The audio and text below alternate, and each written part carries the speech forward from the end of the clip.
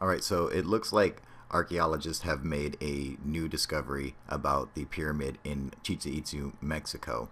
And if you don't know where that is, it's this particular pyramid right here. There's a Mayan pyramid. Well, what they found was that it's built on top of another pyramid, and underneath that pyramid is another pyramid. So they think there could be multiple, like, they know of at least like four different layers of pyramids from different ages that were all built by Mayans that, underneath this particular pyramid. And that's really cool, man. Look at that. Now, what's really cool, I don't know if you guys know this about this particular pyramid, but every year during the equinox and the solstice, the the sun casts a shadow across the edge of the pyramid onto the stairway right here. And when it does that, it gives it like this stair step look, like it looks like the back of a alligator or something, like a spiky animal kind of. And as the sun progresses throughout the day, the shadows travel down the stairway, and at the end is a snake's head. So it literally looks like a snake is crawling down these steps, and all the people of Mexico and stuff gather and watch this. It happen twice a year, every year. Isn't that cool? Yeah, I'd love to see that.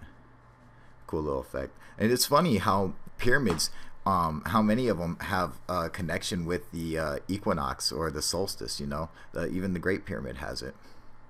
So yeah, I thought that was pretty cool. I wanted to show that to you guys. And this is another thing I thought was interesting. They're doing a story on looking inside the Great Pyramid of Giza, and they're running scans of all the pyramids, looking for voids and hollows and different chambers and stuff like that. And going with my theory, which I developed, by the way, I don't want to fucking think that I took it from someone else. Okay, that the pyramids are, or at least with Giza, are possibly built on top of already existing earth mounds, and they encase the earth mounds with stone. Like, they would cut out the center where they would have the burial chamber, and then they would recycle those stones around the outside along with other stones and form a encased pyramid. And then when I see this, I'm looking at, so they're taking their scans, and then I come across this. Now look, they at one of the entrances, they have a void back there, and they don't know what it's from. And they say a 3D reconstruction showing a schematic view of the void behind the Great Pyramid's north face. Whether there is a substantial void or whether the muons are simply detecting a mix of large and small blocks that were used to construct the core of the pyramid is uncertain. Well, what if that's because this is actually like a mountain, like a mound, and these are like different fissures and air pockets and natural gouges and shit like that, instead of it being large and small blocks. I think all it does is lend credibility to my theory. So I just wanted to point that out. I'm telling you guys, I really feel like I'm correct about this, and hopefully I'll be able to prove it. Alright, so I've got some bad news. I'm pretty sure that I have debunked the Turkey UFO incident from 2007, 2008, 2009. Now, this is his exact location. This is where he was. This is where his line of sight was. I got this from the map that they put out themselves. And so I followed it exactly because I had a theory that it might be windmills. And so I went and I investigated. I tracked out his site and where it took place and everything. And I followed it across using Google Earth, and then you can see the lights up there. That's what seeing those is what made me think that it was windmills, because we have those here in Washington, and it looks just like that. And then when I followed the line of sight, the very first hill that I came to, the very first mound that's up in the air, is a windmill farm. So, and not only is it the windmill farm, like the red lights, but when you see it at night and it looks like the craft, I believe that is the arch of the mountain, and it's reflecting the full moon, because it has, every time he films it, it's with an extremely bright moon, and the moonlight is reflecting off of the top of the hill, off of where these windmills are, and which all this, the trees and grass and debris is all moved away, so it's just dirt, so it reflects a lot of light, and so it looks like white bands, and looks like like there's separate pieces to it or whatever, but it's just this. The moonlight is reflecting off these windmill patches, and that's what we're seeing, you guys. I would fucking bet $1 million on it. I mean, it's exactly in the line of sight where he's seeing. It looks like it's high up in the air, but it is, considering that it's on top of a mountain. Alright, so what I have right here is a picture of the craft at night, and I'm going to take out all the black so you can see how it would lay like right over the mountain, and why the black part in here, this would be like the caldera, like the divot right here, which the moonlight is not hitting, but the moonlight is hitting parts of where the windmills are, like up here, which would be areas like this, and then these what look like gray alien foreheads or whatever are actually mountains back behind it. You see how it's like that caldera, like it wouldn't be receiving the moonlight, and then these are bright white, so they would be reflecting a lot of it.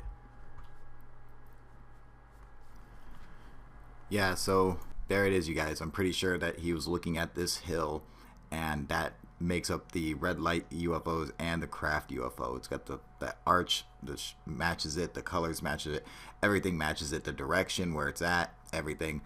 I hate to say it, you guys, but and this was one of my favorite ones too, so I mean, and people have asked me if I ever debunked any of my old videos. Yeah, absolutely. If new information comes along, then it's up to us to use that information. You don't change, you don't change the facts to match your theory, okay? You change your theory to match the facts. When new evidence is presented to you, your theory has to evolve and change and add into it. I'm going to show you guys something real quick. So while I was out here investigating, setting everything up, there's another little cool thing that I found. I found a bunch of sunken ships. And I'm talking not like, Scott C. Waring. I mean, like, these are some real sunken ships, Check this shit out. There's one right there. They're like all over the place here, I guess. Because, I mean, I kept finding them, too. I don't know how old they are. I mean, they're like tanker ships and shit like that, Look. See, there's two more. So you can see what the one looks like above the water. These guys are definitely under the water. You see that?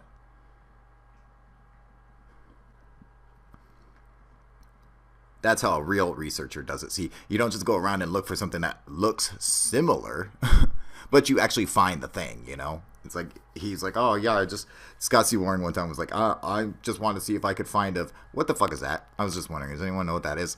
Because I don't have a clue. He's like, I was wondering if I could just find a ship one day. Who does that?